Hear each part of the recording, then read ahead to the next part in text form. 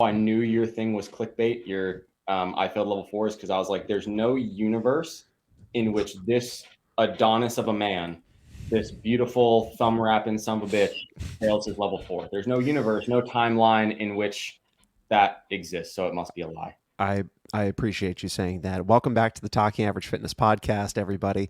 I am the thumb wrapping son of a bitch, Sam Burns, joined as always by my not thumb wrap. He's like my the yin to my yang, the antithesis of everything I stand for. The Uh, ex- cream cheer brulee. yes, exactly, Mr. Kevin McCarthy. Kevin, how are you today, sir? I'm doing fantastic. Limited use of my biceps because I just did a whole bunch of stuff, not wrapping my thumbs. Of course. I try. So here's the thing, though, is like because of our conversation last time, the wrap Uh-huh. thumb, I was like, you know what? Uh-huh. I have some grips that have the finger holes in them. I'm gonna Right. do this workout. I did. There's 5 rounds, 25 pull-ups, 7 push jerks, preceded Right. by a 1,000-meter row, and great workout. Um, Incredibly well balanced across pulling and pressing. um, and I sat there. I was like, I'm always one to try something. I've always been the person to like to not wrap my thumb around the bar, like go the Sure. fall script thingy. So I was like, you know what? I'm always open to try something. Yeah. I've been known to be wrong. So let me try wrapping my thumbs around the bar. So Yeah. I Let's see started what happens. warming up, wrapping my thumb around the bar. And then on this section of my thumb, on the Yeah. underside, I felt like as I was going through some butterfly pull-ups, I like felt like one of the massive rows. Like I really thought like I just kind of pulled the surface layer of skin off, and I came down Yeah. and looked. It was just like red and raw, but like nothing. I was like, nope, not doing that. I'm gonna rip my thumb off. Well, so that's why I tape my thumbs every time I do like volume work on a pull up bar because I'm on top of the bar and I'm gripping it hard enough that any kind of rotation hand around the bar will result in a little bit of friction burn. Um, but also, if your grip were stronger, it would not move. And so there's Mm. that. Never miss an opportunity to take a dig at Kevin. Um, I was gonna say, I so thought, all right, my grip was stronger. All right. Listen, yeah, not all of us are worthy to possess the power of Thor, my friend. So yes. Well, then you are not worthy. Um, I'll what keep was I? working. I'll wrap my thumbs next time. I'll give it a go. Yeah, yeah, tape them. Like I, Tape it like I'm ooh, lifting, like I'm hook gripping like stuff. yes. So here's a good question. Not Okay. at all the topic for today. Nothing we've What talked about in the topic. your tape? Yeah. Yes, nothing at all. We're not on. From the moment we started this, we were off topic. Your thumb tape, is Yeah. it soft and flexible or is it like rigid thumb tape? It's just like normal athletic tapes. It's like more rigid. It's A little bit not more rigid. not one of the super flexy ones where you can like once I so I basically when I'm going the wrong way. When I Yeah. tape it, usually for lifting, I'll Yep. bend my thumb slightly, Right. tape that so that the hook grip's more comfortable. You don't have to push so hard against the tape. So Sure. my thumb kind of gets stuck in that position. You're locked in. Yeah, Okay. just locked and loaded, baby. I'm a flexi tape dude. Okay. Yeah. Yeah. Greg Everett turned me on to that. I'm sure it's phenomenal. There's certain types of tape that are like really good for lifting. What I found is like normal athletic tape or something like Mm, goat tape. yeah. I like because it stays in its spot, it doesn't like roll or bunch. Mm-hmm. So I've tried like the lifting genie tape or like it's not pre-wrap, but like the elastic kind of self-adhesive tape. Yep. I've Yep. tried Yep. those ones that are more flexible and Yep. put it there. And then as soon as I'm like hook gripping stuff, it just like off my thumb after 2 rounds, or it's like all bunched around my thumb knuckle. I've never And had just that. no. No, Is it because my grip is weak again? Is I that don't think so. No, I think that's so. It could be that like so when I wrap. I love how fucking off topic we are. When I oh, wrap, I cover basically from the base of the knuckle to the tip of the thumb. So there's enough surface area, and when I do the wrap, I make sure that it meets on the middle here, on the middle or on the bottom side of the thumb, so that mhm. when I put hands on the bar and the bar is like against my thumb, the knurling does not have the edge of the tape to grab and pull against. So that might be where my thing is because for me, okay. um, I start my tape basically like here. So like Ah, on the bottom. So basically, so that this joint can freely move. Sure. And so I start there. And so that's probably where it gets me, is that the knurling of the bar pulls Probably. that down. But whenever I use, like, goat tape is phenomenal.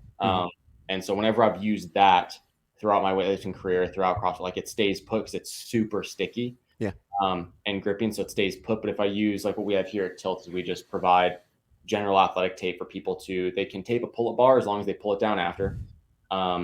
Listen, not my rule, but Yeah.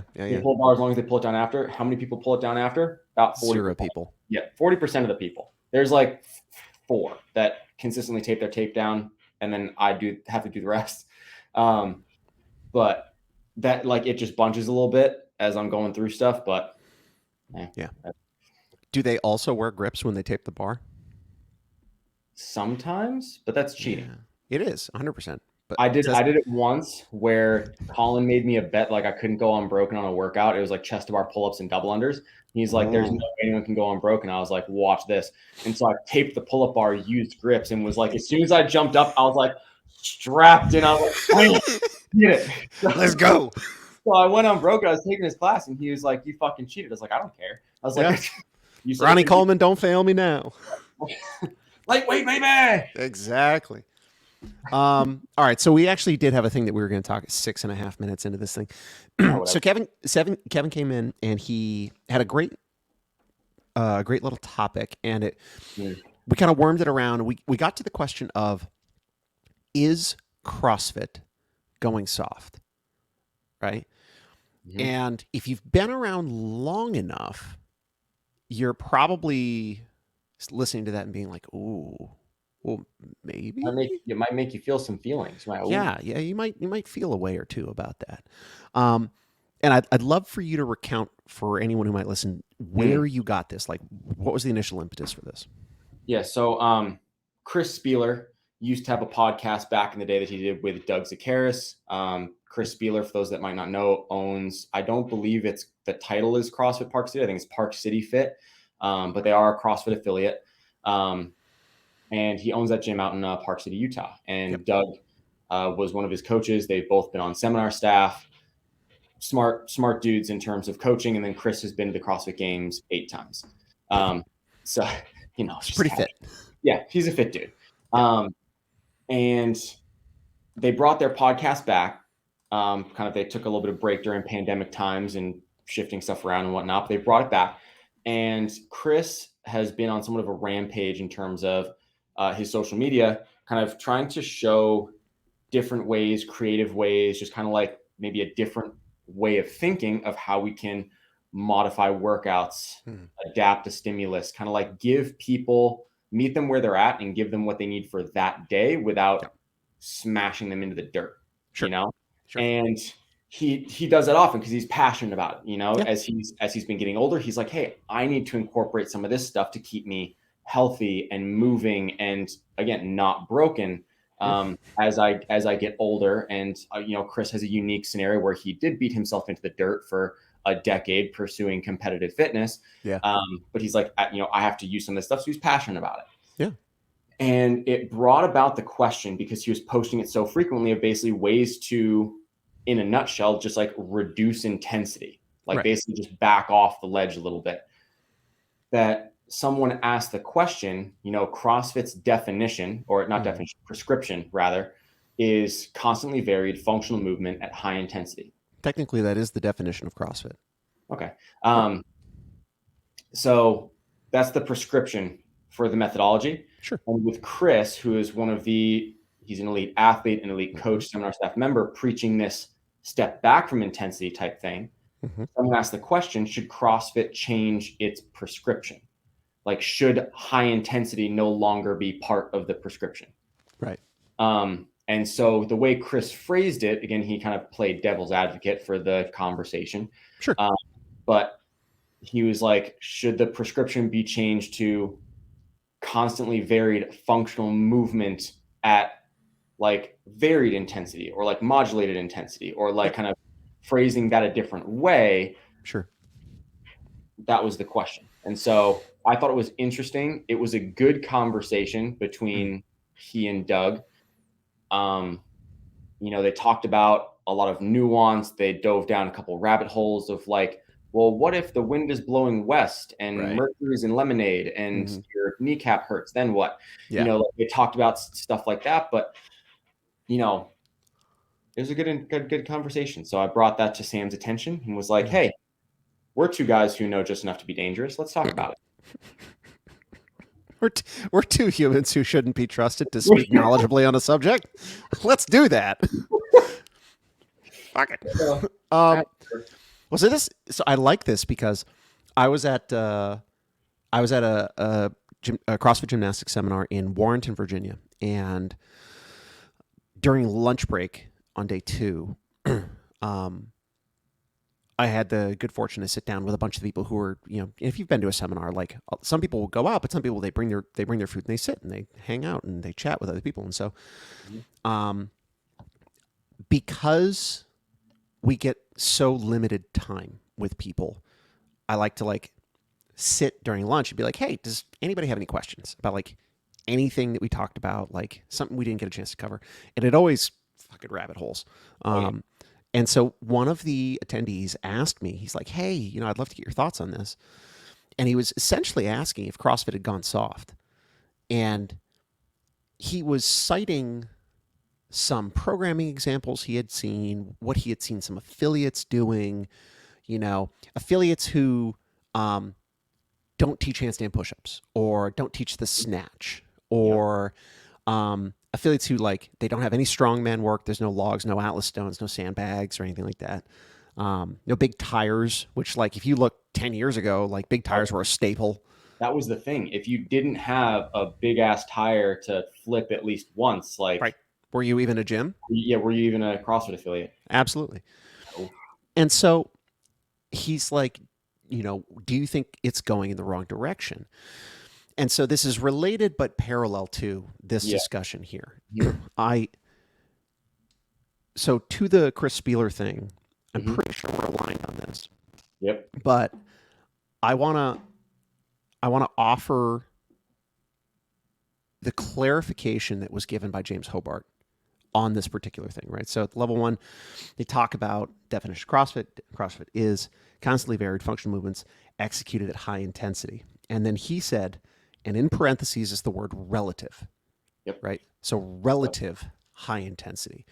And they make very clear that intensity is relative to the individual, their physiological and psychological tolerances on the day.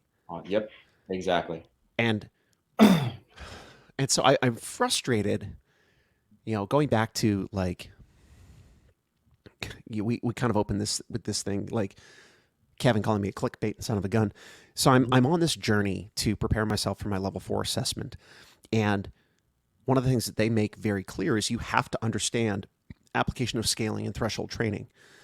And application of scaling and threshold training is at the heart of helping an athlete reach relative intensity.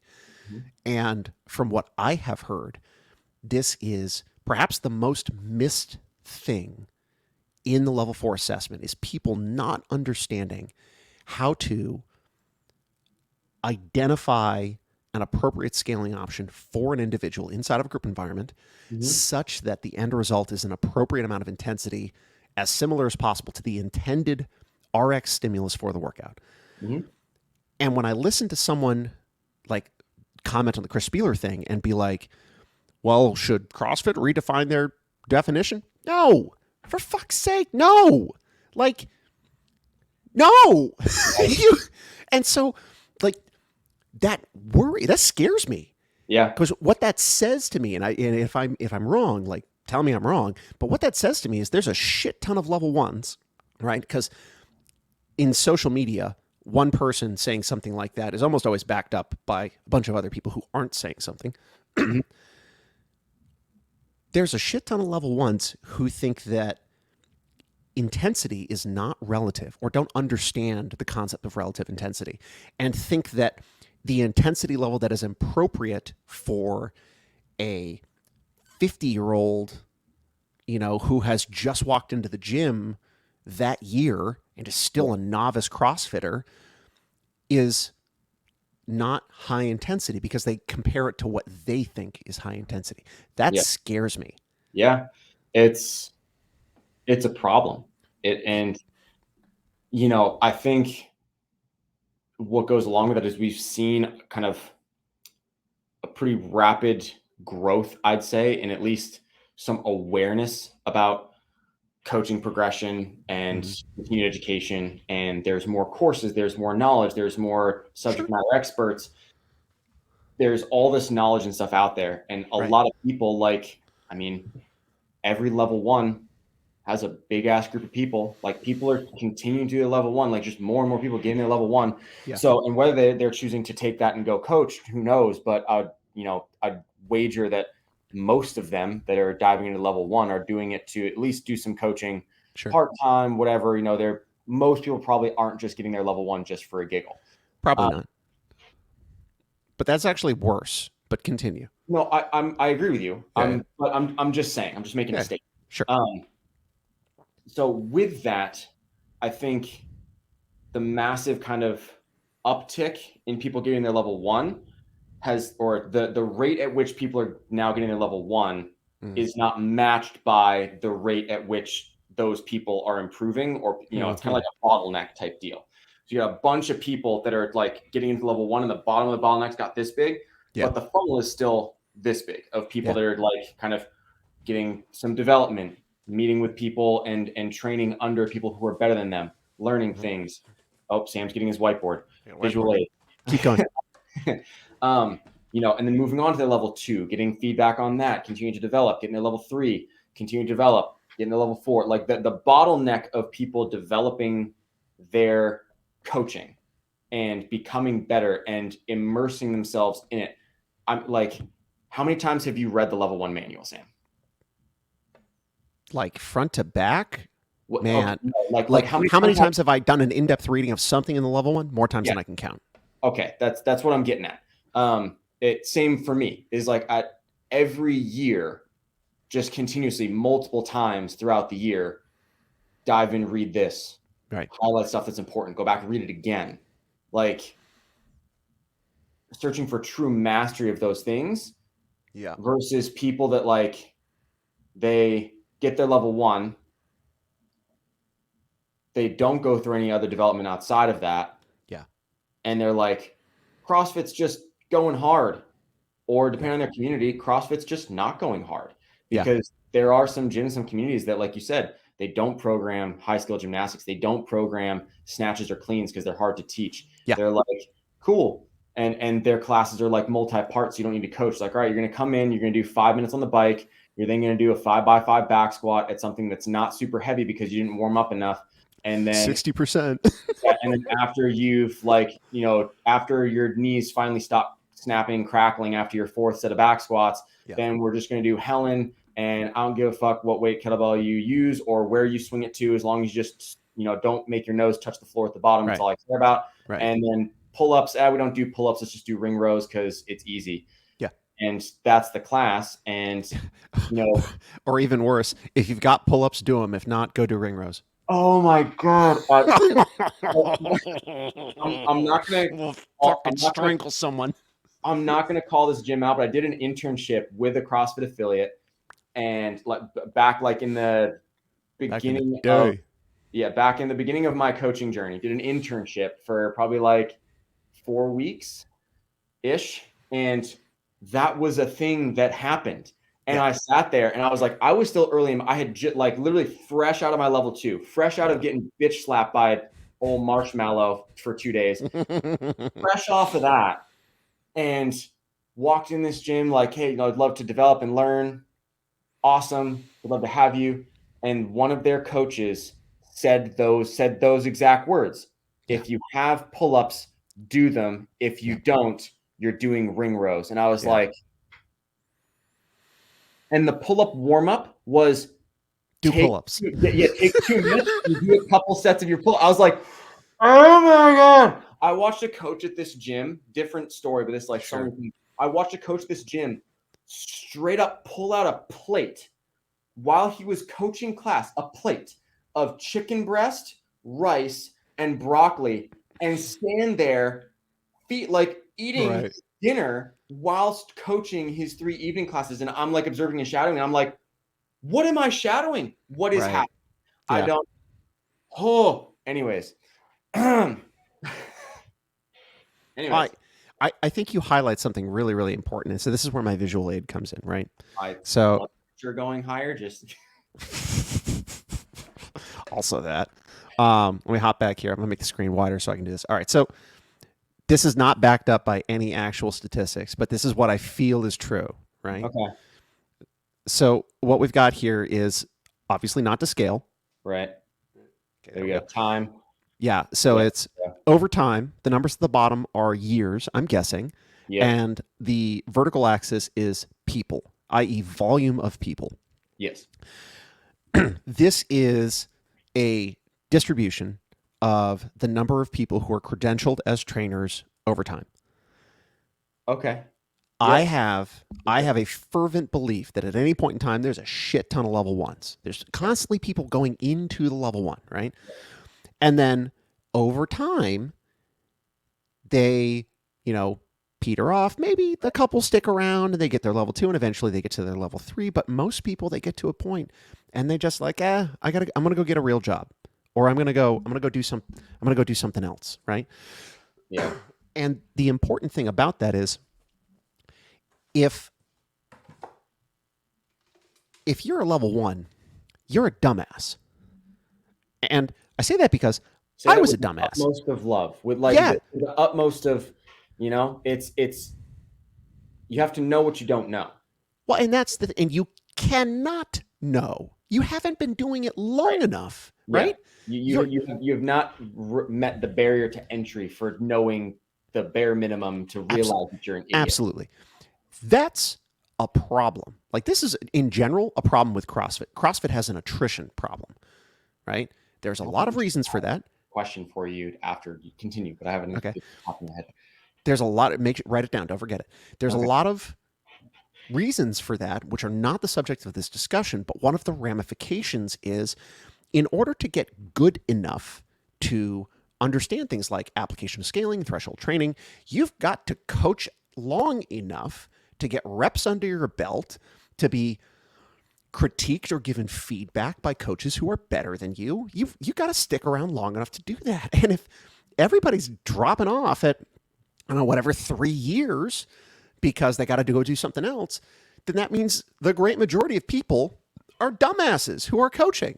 Mm-hmm. And maybe, maybe at your facility, at a facility, there is a Joe Maisley or a Denise Thomas, someone who has been around a long time, Mm-hmm. is focused and doing their thing as a coach, and is not shy Mm-hmm. about giving you feedback, right? And so whether you like it or not or signed up for it, you're getting critiqued and you're getting feedback, right? My experience is that's not the case at the majority of gyms. The Mm-hmm. majority of gyms are just trying to keep the lights on. They love their people. Their people love them. They're Mm-hmm. trying to keep head above water and they're trying to keep people safe, right? Mm-hmm. But in doing that, in not having enough reps under the belt to gain the knowledge of this is how you do this thing better, that knowledge never gets passed to anybody. And Right. so continuously, it has to get relearned and people have to bang their face against a wall to learn it. The problem with that is they are banging their face against a wall by putting other people, their members, in a situation where they figure out that, oh, that was too much volume for that human being. That's dangerous. Mm-hmm. Yep. um. Yeah. That's. I mean, so kind of bringing the conversation kind of back towards. Okay, we've kind of figured out a problem in the Yeah. community. Yeah. There is a coaching problem, a knowledge problem, a not enough reps under the belt problem. How does that contribute to CrossFit becoming soft? Well, I think there's a loss of, so for example, right? Mm-hmm. If I've got people who are coming in every year, they're getting the level 1, how many of them know that the CrossFit Journal exists? Zero. How Exactly. How many of them are going back and watching these lectures from, Chuck Carswell and Nicole Christensen and James Negative. Hobart? Negative. Exactly. Like where they are distilling gold Yeah. reaped from experience and dropping it in like these videos from level ones. They don't know what they don't know, and the further we get along, Hmm. and the more time that CrossFit spends not putting that information at the forefront, Yep. like the longer that the CrossFit training Instagram keeps showing me shitty scales for the ring muscle up instead of this is how you coach something better, or like this is how you understand this question better. Don't get me started. Like Because I saw that post and I like immediately thought I was like, oh, like Sam put himself in a grave and then turned over in his grave just to make a point.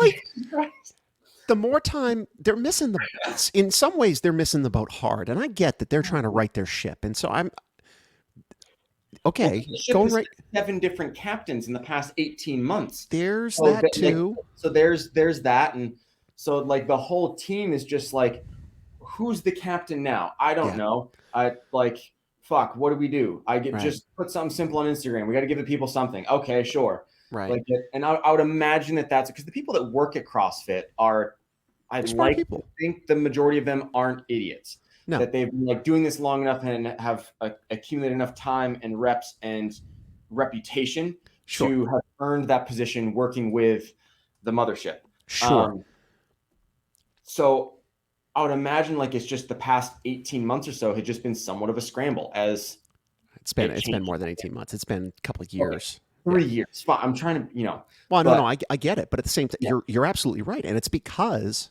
prior to when was it 2019 2020 was yeah, Greg's exit. yep, Um, Prior to Greg's exit, there was one, and we've talked about this before. There's one guy at the top, and yep. what that guy says goes. And so Mm-hmm. if that guy says health and longevity is, because now we're 15 years, 18 years into this experiment that is CrossFit, health and longevity is the way. Mm-hmm. Intensity is relative, and Yep, you've got to be able to understand how to apply a workout to the 20-year-old fire breather and the 60-year-old grandmother. yep. Like he says that. Well, CrossFit ain't owned by one guy anymore. Nope. CrossFit's owned by a venture capital firm. Mm-hmm. And some of them are interested in what the message is. A lot of them don't have to be.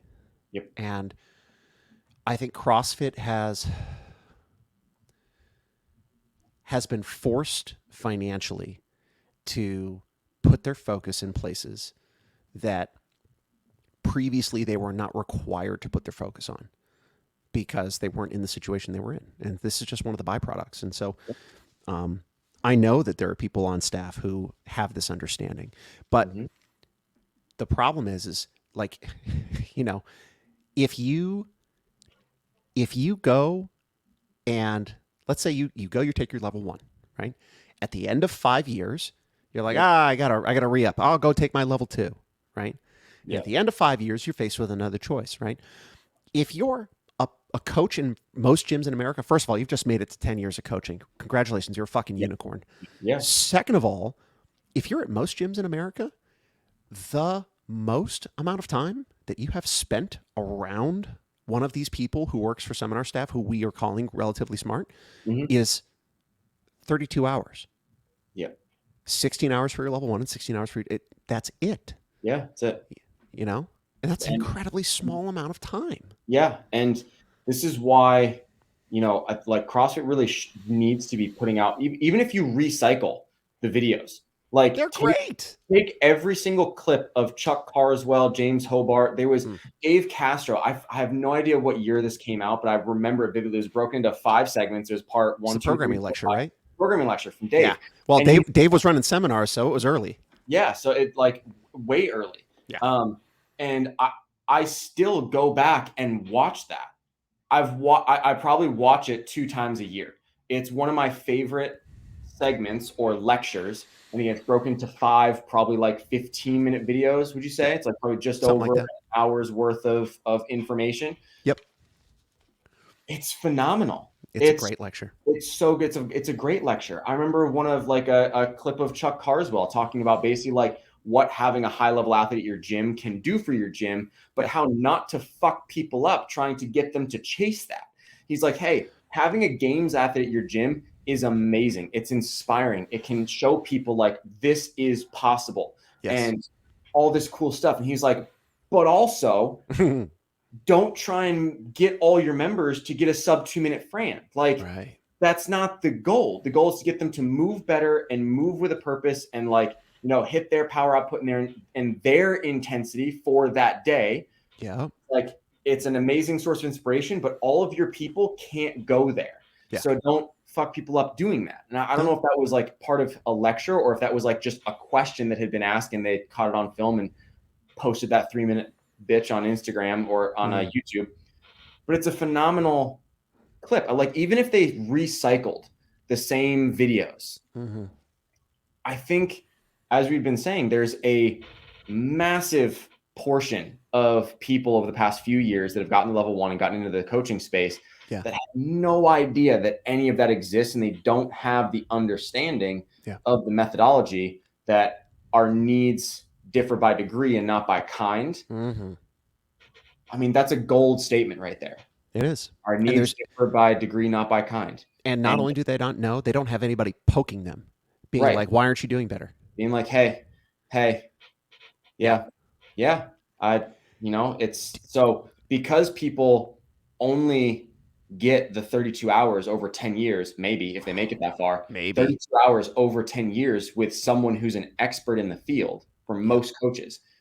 The only way they have access to them is either to be like a Christina, where you poke Austin, you go, hey,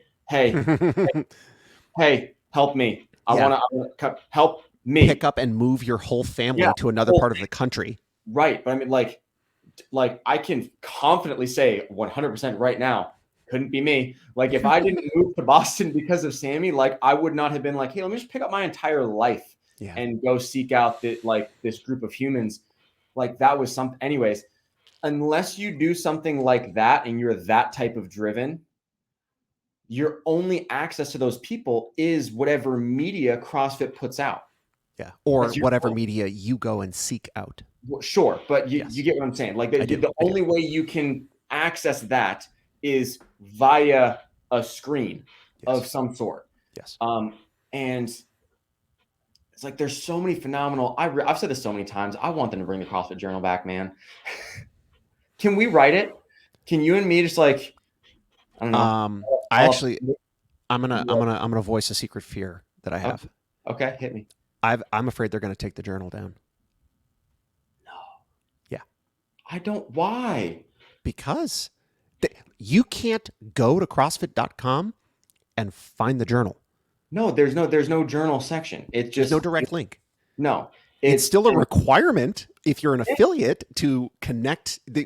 So when you're an affiliate owner on your webpage, your affiliate, there's a couple of requirements. One of them is you have to have a link that goes to the journal. Yeah. Best of luck fucking finding it. Right. If you don't know the URL already, or you don't Google search, like that's what I mean. Like Greg gave away a lot for free. I have a secret fear that they're going to take it down one day. He gave away the whole thing for free. He was like, watch this. He's like, I created this methodology. And then like, as it developed, you get into like the the late 2000s, early 2010s. And he's like, I have this team of fucking savages and we're the best at this. Yes. And we're going to give away our workouts, the like capital THE training program, training program for free. Yeah. Scaling options, demo videos, like stimulus notes. We're going to give away the training program for free, as well as the most robust resource, aka the journal. Yep. In the whole thing. We're going to give you all this shit for free. And that's why it pisses me off when affiliates are like, CrossFit doesn't do anything for us. They don't. Well, they don't need to. They like that. There it is. Go learn. But okay, first of all, before I move on, I want to make sure I ask. You said you had a question. Did your question get asked and answered? No, I didn't ask it. I did write it down though. Good. I didn't ask it. So we were talking about that, you have people that's kind of they don't understand the methodology and they're kind of in this feedback loop of I don't know anything, so I'm just kind of like putting out in the world what I don't know, and so I continue to don't know anything. Yeah. Should CrossFit require a higher credential to coach and or open an affiliate? Like, should you need more than your level 1 to be able to actively coach?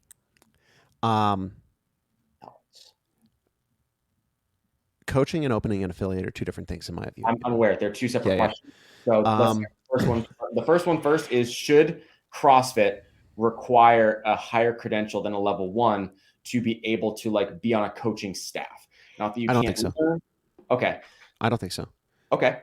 Should CrossFit require a higher credential to open and own an affiliate? In a perfect world, yes. I do not believe they could do that and stay afloat financially. You don't think so? Absolutely not. Okay. I think the percentage of people who are floating on a level 1 is pretty high. Well, and I mean, we talked with Sam last night, Hornstein, where he was like, you have the affiliate owner that just like re-ups their level 1. Exactly. Like, oh, baby. Yeah. And so, for that guy, gal, whatever, that affiliate owner has other things to think about.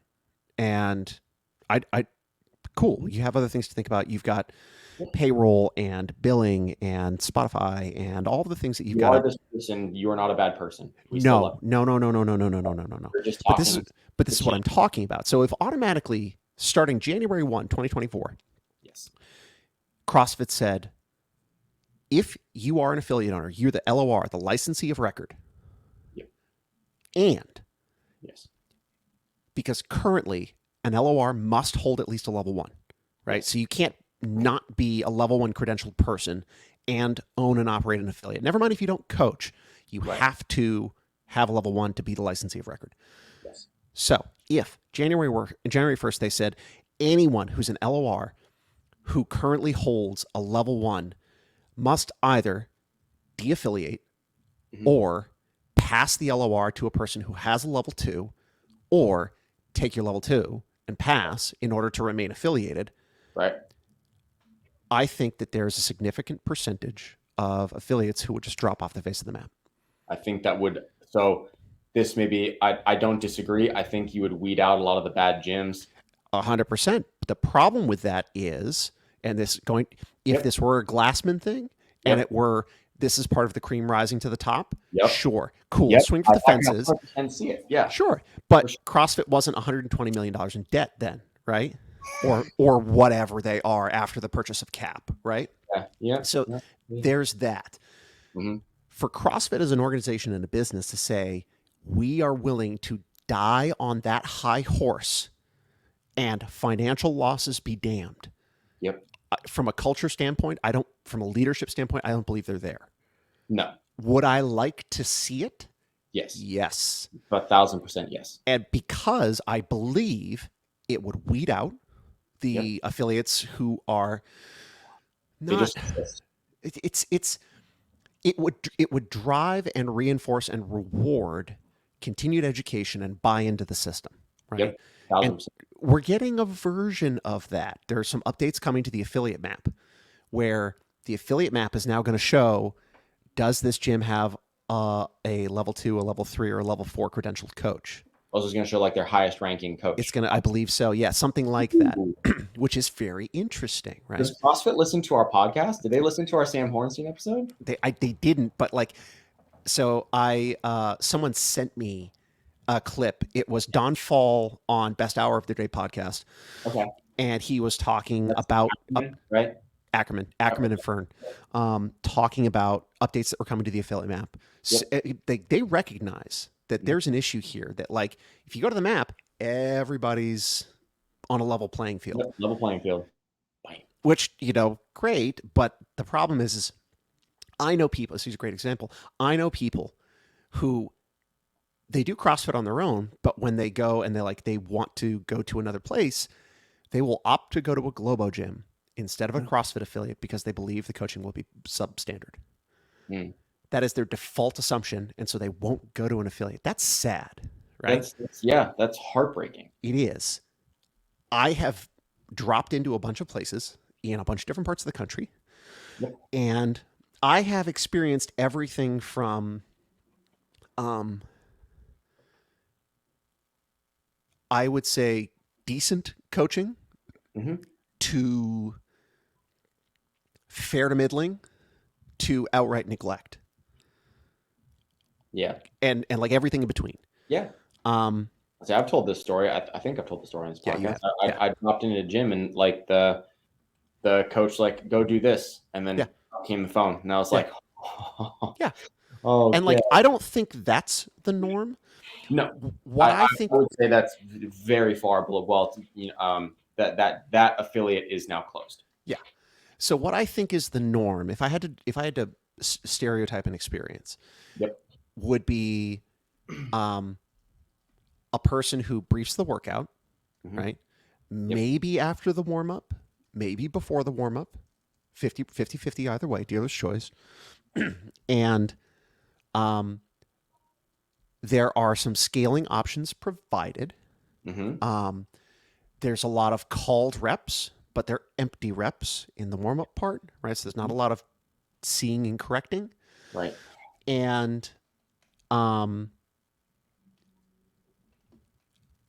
there's I would say 3 or 4 out of 5 would be um, a strength and a Metcon model, right? Mm. That's a little hard for me to speak from experience because I specifically avoid gyms like that. Yep. So like if I drop in, I'll try to find out what their programming is, and like I'll pick a gym based on programming. Hmm. Um, but even that, it's called reps, and hey, we're gonna do 5 hang power cleans, ready, go, and that kind of thing. And it's not terrible. There's a fly flying around here, so I'm gonna try to zap that some bitch. It's not terrible. Sam just flinging a tennis racket A little around. bit, yeah. I really hope I don't like zap or blow anything out here. Yeah. That's not a terrible experience, but is there better? Sure. Is there worse? Absolutely. Yep. Can CrossFit do a better job of distinguishing? Yes, for sure. 1,000%. Hmm. Is it a non-confrontational way to do that, to simply list credentials on the map? Absolutely. Um, would it be more confrontational to say to even own an affiliate or open an affiliate or operate an affiliate, you have to have a level 2? Absolutely. I don't think they're there. But I think we've seen the very first step in that direction. I'll say I hope we get there. That would be awesome. Yeah. Would be awesome. Well, Put because you the in the thing that choir. gets me is like if you, and this is kind of like you're in your coaching journey. We come back to the person who's gone to 10 years. They come up to your 5 years, your level one's up, and they're like, I'll go get my level 2. That person doesn't really care. They just hit their 5-year mark, and they were like, well, I want to continue my credentials, so I might as well get my level 2. I Like don't. to me, the way I Mhm. feel about it is like if you were just waiting until your credentials up to go get your level 2, then you didn't really care to progress in your coaching. It was just the next thing to do. I And don't. I might as well do this and get a higher credential than re-up. I have, as I've gotten older, right? Mhm. And kids shift priorities. Like, Yes. I don't want to say that these people don't care. What I am willing to say is that whether conscious or not, they have made a choice about where their priorities are, Okay. right? And Yep. their priorities at the top of their priority list was not pursuing high level coaching development. Yep. I'm not going to fucking fly. Come back. I'm not going to, hang on. I'm not going to fault someone for that. It's going to be great. Just gonna like whack the camera. I'm not going to fault someone for that. Yeah. I want to, there's a place for everybody. Yeah. One of the hardest questions I ever was asked and answered was from Denise Thomas, and we were working together, and this was like the beginning of Denise and I's friendship. I had hired her to do some coaching development, and we're sitting together, and we finished a session, and she's like, "You need to decide what kind of coach you want to be." And I was like, "What do you mean?" She's like, "There's a spectrum, like most things, right? On one side of the spectrum is the person who wants to come in and wants to, have some fun, and they love their affiliate, and they want to be loved by their affiliate, and they want to have fun at their affiliate, and so their classes are mostly about having fun, Mhm. and that's the position they operate from. They're a part-time coach, and God bless them. They, gyms run on shit like that. And Yep. on the other end of the spectrum is the person who wants to be the best in the world. Mm-hmm. And they want to be the best in the world despite how people might feel about them and how they coach. Yep. Because they know that for them, the pursuit of being the best coach is going to help them accomplish a very specific goal, right? And the goal is not to be the best. The goal is to change people's lives. And you do that at the broadest level possible by being the best. Right. And when she said that, I went home and I lost sleep that night. And like, there's Sam no, hasn't slept since. That's why he's just drinking pots of coffee on here. oh, I know it. Denise asked me what kind of coach I wanted to be, and fuck, I haven't slept in 5 years. Right. But Yeah. you can exist anywhere on that spectrum, and Yep. there should be a spectrum, right? Mm-hmm. It's not for everybody. And if I was to get started now, I would not be able to devote the time and resources that I did Mm-hmm. to get to where I did as quickly as I did. My coaching journey would be much longer. Yep. When I got into coaching, I had a girlfriend, I had a cat, and I could spend 8 or 10 hours at the affiliate. Yep. And I could read journal articles all day long and all Yep. of that. And it's not like that anymore. I have different priorities. Mm-hmm. Yeah. Yeah. Man. Um, so I want to come back to one last thing, kind of Yeah. bring it all in a big circle, because we started off with is CrossFit soft, and then we went on a 40-minute rant It was a on rant. like the issues with the coaching structure and credentials and all that fun stuff. Yeah. Tie it back. Tie it Coming full back circle. to, has CrossFit gone soft? I think in a way, yes. I see more often in affiliates, on social media, on whatever, Mm. not trying to push to be better, but just kind of like being okay with like, you came in today. And not that that doesn't have its place, because there are some days, again, we talked about intensity being relative to a person's physical and psychological tolerances for that day. Yeah. There are some days, sometimes multiple days in a row, depending Yeah. on what's going on in your life, where Yeah. it's like, hey, the win today is you walked through that door, you came in, and we're going to do something today. Sure. And whenever you're doing something, a wise man once told me, it's not going to make you any less fit. Sure. So they come in, they get their movement, and for them, intensity, again, I'll use the example of the 1K row, 5 rounds, 25 pull-ups, 7 push jerks. Uh-huh. It's a prevalent and in my mind. For them, that might be, hey, your workout today is just going to be 5 rounds, 2 minutes on the bike, 10 ring rows, 10 strict press with a barbell. Okay. That's your workout. And your goal is just to move and do the thing. And for them, based on what's going on in their life, that might be their intensity for that day. Yep.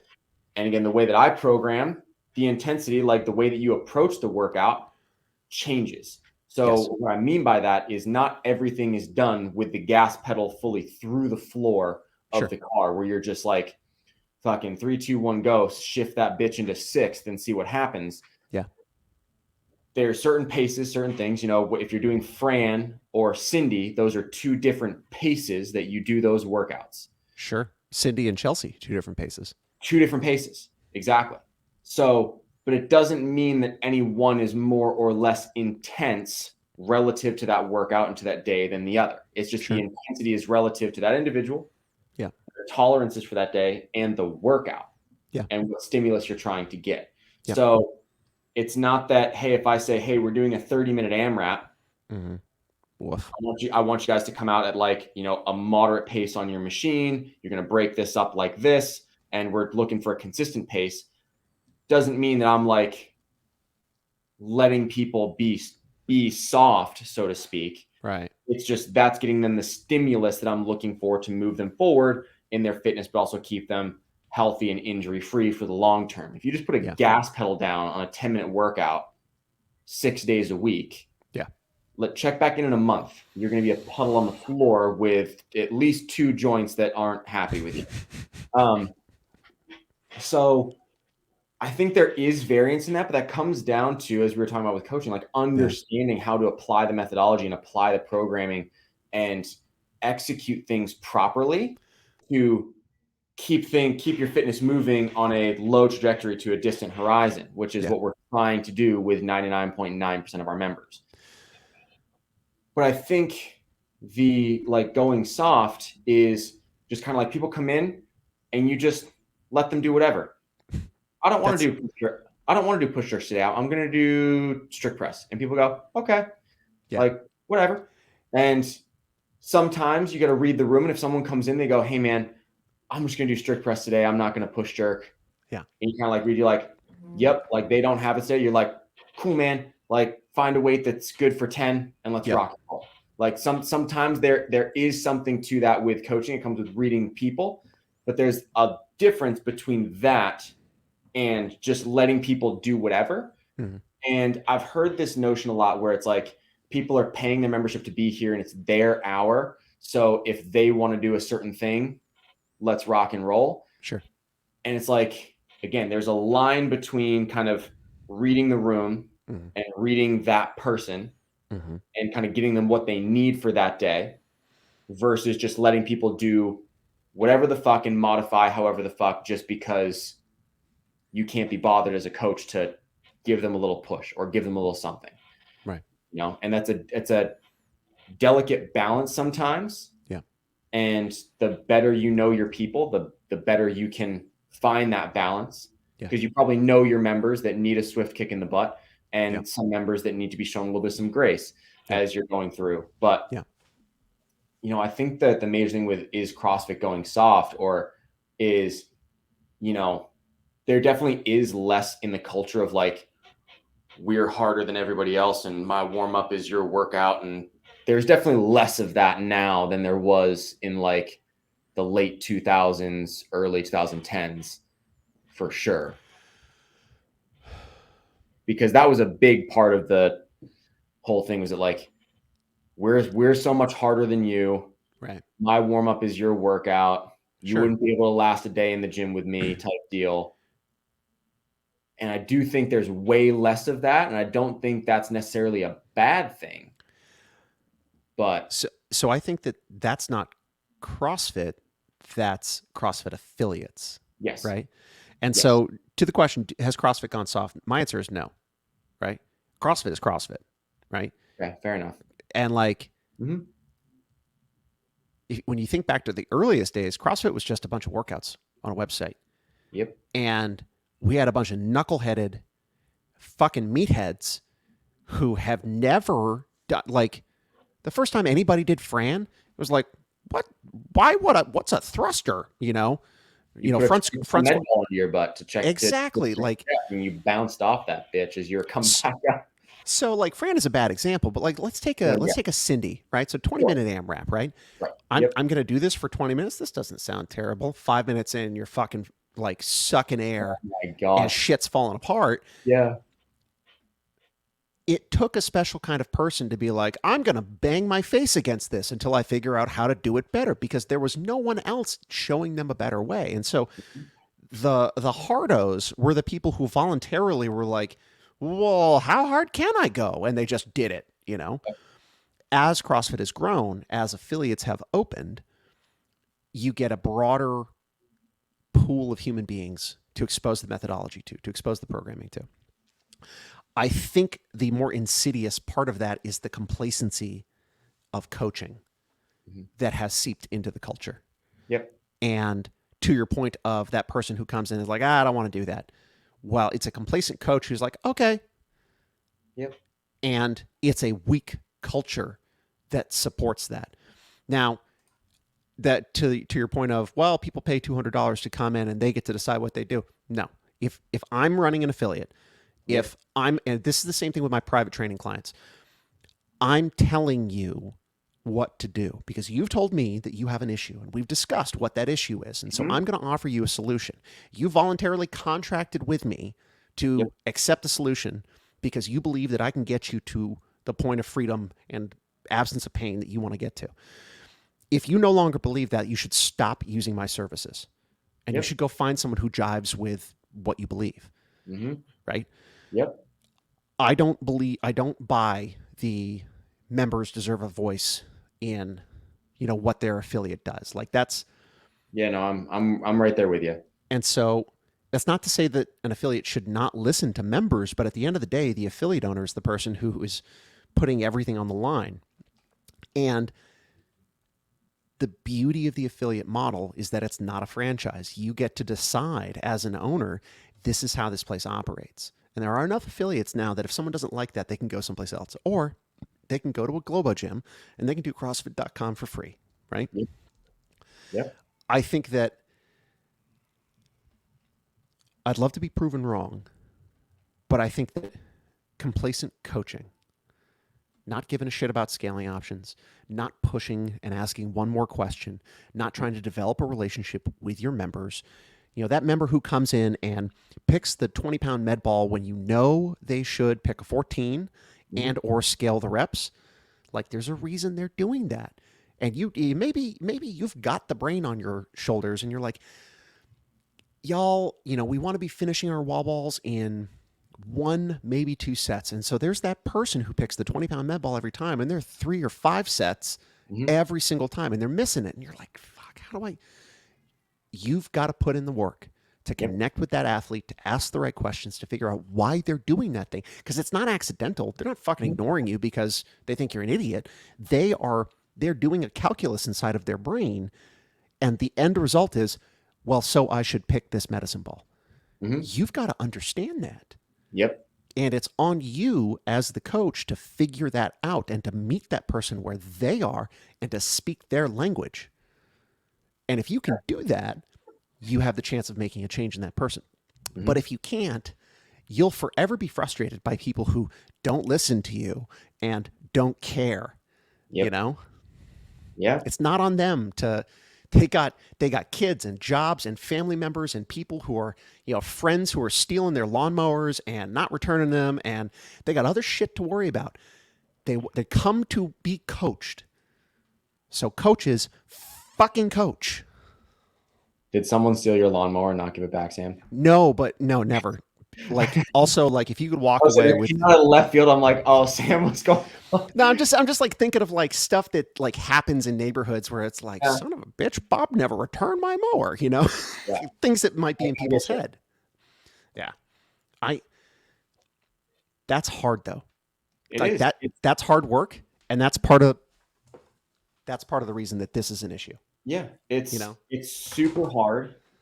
And like, I mean, to put into frame reference how hard it is. I mean, we kind of like we sit up here on our high horses and talk about what good coaching is and what we expect from ourselves and whatever else. There are some days where I'm like, I'm going through it. I'm Yeah. having a rough time. Yeah. I rock up to the thing and someone goes, I don't want to do this. I'm like, sure, whatever. Yeah. Like, I just don't have it in me today to argue with you, Yeah. or not to argue, but to like say my piece. And like you said, it's in my head. I know that I should push you this way and Yeah. you should go this way. And I should give Yeah, you it's feedback. hard. It's, it's hard and it takes so much out of you. If you give every 110% of everything Oh. you got into a class, Oh. dude, it's just like it makes me want, just thinking about it makes me want to take a nap. Um, Right? it's Oh. it's insane. Yes, it Um, is. and it's not sustainable. If you're like if you're one of those coaches who are like, hey, I'm coaching 4 or 5 classes today, not at 100%, you're not. Yeah. It's not. And Yeah. I've heard people go back and forth on both sides of this. Like coaching 4 classes a day is too much, or coaching 4 classes is fine. And like all 4 of my classes were great. I'm like, were all 4 of your classes actually great? Yeah. Or is your metric for great, everyone had a smile on their face and we were having fun? Right. Because that's easy. You just find a banging playlist, Yeah. joke around with some people, get people smiling and laughing and like, chatting amongst themselves, and, get them through the workout in one piece, Yeah. and come out the other side of class.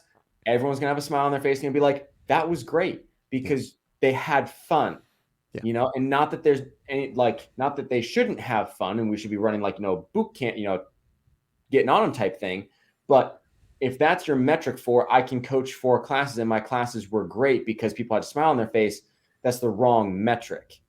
Um, or that alone is not enough of a metric for I That's ran 4 great classes. well, and that's not our metric. Right. Yeah. So it's like,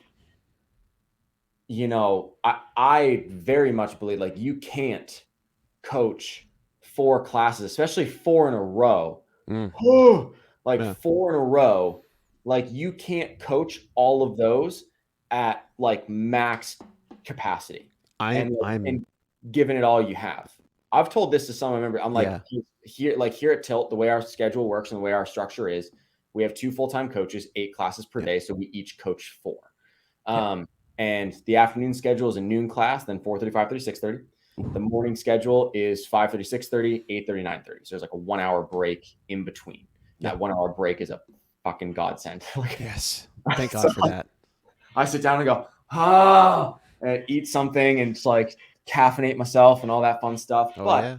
it's like the last class of my chunk of 4 gets the worst coaching from me. Like in a relative sense for what I can do and the standard that I hold myself to. Yeah. They get the worst. Yeah. My second class of the day probably gets the best. The reason why is because Knock the rust off on the first one. exactly. I ironed out whatever needed to be ironed out for my lesson plan. I go through my first class today, that 5:30 a.m., and I go, ooh, that could have been smoother. I'm going to tweak that a little bit for the 6:30, make it a little bit smoother. And then the 6:30, I'm like, all right, we're cooking. Yeah. So the second class of the day usually gets the best product because I've ironed out anything that needed to be ironed out in the first class. But the first 2 classes get the 100% the best of me. And then from there, it's whatever I've got left to finish the 4. And sometimes it's just the way it is and the structure of the thing. And, but it is what it is. If you're coaching your pants off, and I know you felt that as soon as I said that. You're like, Yeah. you're like, give a class 110% of your effort, and you were like, and nap time, and pot of coffee to the dome piece time. Like, For real. Give myself a fucking donut because I deserve a treat after that. Actually, what I thought was, oh my God, I'm so grateful that the level 4 has like a minimum 1 hour or 2 hour break between classes. Oh, nice. Yeah. So what is the structure? Because I haven't looked into it more than the fact that it exists again. Right. So what is the, give me a brief world record frame.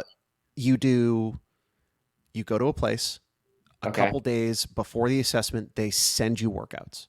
Okay. And so you prepare a lesson plan and prepare to teach class 2 different workouts, right? You show up, I think, no more than 30 minutes ahead of time. And you do your setup, you get everything set, you run your first class. I believe there's a 1 or 2 hour gap at minimum. And then there's some point later, there's a second class. And you're being evaluated as you perform based on 14 criteria.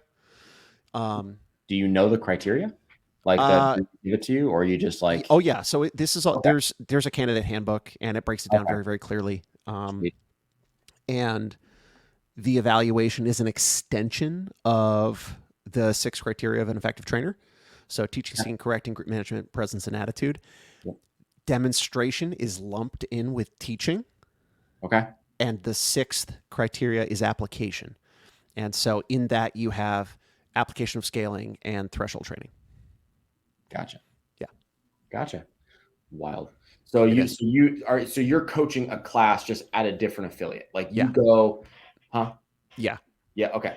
I will not know any of the people. I've never been to this affiliate before. So hard. That's so hard, man. Because it's, when you're in your affiliate and you've been in your affiliate for a while, your people, like Mike's got a hip thing and he's not going to quite get below parallel. So like, you don't need to absolutely demolish him on like squat day. Sure. And you know that this person always uses 55. So you're going to have to give them like a little push, a little nudge. So like, hey, maybe we use like 60 or 65 today. Your people so well that like when you look at the workout that's coming up that day and you're planning your class, you're like, I know exactly how this is going to go for all 4 of my classes that like, and who's going to be in them. Yeah. And it's like, and that makes it so much easier to execute. Yeah. Because the deal, this is what's happening. You Or can be this, what's the, complacent. yes, Yes. Which yes, is why, like, and so I have a project where I'm breaking down the candidate handbook and my process preparing for the level 4. yep, The first video that is actually the breakdown, which will go next Monday, it'll drop, is all about its point 1.1, which is the first of teaching points. yeah, And it's like, what are they, when they write in the candidate handbook, this is what it says. What are they saying? Pay close attention, because like, I'm going to tell you like what they actually want, and you're going to have to like, or like, my intention is to be like, I'm going to do this yep. and to execute as well as possible, you know? Yeah. It's going to be fun. When is your, Middle of December. okay, Yeah. Middle of December. So I'm about 16 weeks out. nice, Yeah. like it. It'll be a trip, bro. It's gonna be. You Yeah. have to keep me updated. I will. But that's neither here nor there. And we're well past the hour. And um, so short version, has CrossFit gone soft?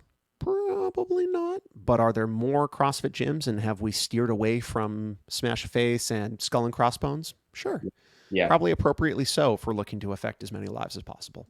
right. I think it's Yes. kind of like as you broaden the scope, you're gonna have to, you know, Yeah. make those adjustments. Mm-hmm. Uh, and I think that if you're at a good affiliate that still does teach intensity, because intensity is a learned thing. Absolutely. Not everyone rocks up to a gym being like, all right, I know where sixth gear is and how to find it. Absolutely. Like intensity is a learned thing. And if you're at a good gym and have good coaches that know how to teach intensity Yeah. and know how to teach all these different movements, high skill gymnastics, Mm-hmm. higher skilled, heavier load, barbell movements, Yeah. all that fun stuff, then like you'll find intensity and you can, program intensity that's appropriate throughout a week. So it's not just smash your face into the floor all 7 Absolutely. days. Yeah. But I would agree. I think CrossFit as a methodology, as a kind of idea and a concept has not gone soft, but the way that gyms approach it has evolved. That's For a sure. great way to phrase that. I usually have one of those per podcast where I phrase something really well. Yeah. And that's my little bit. That took my brain power. For the 4:30 class is now just gonna be garbage. Because it took all my brain power just That and your 125 goddamn pull-ups. yeah. Well, all right.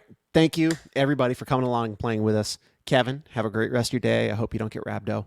And we'll see y'all next week. Peace. Fine.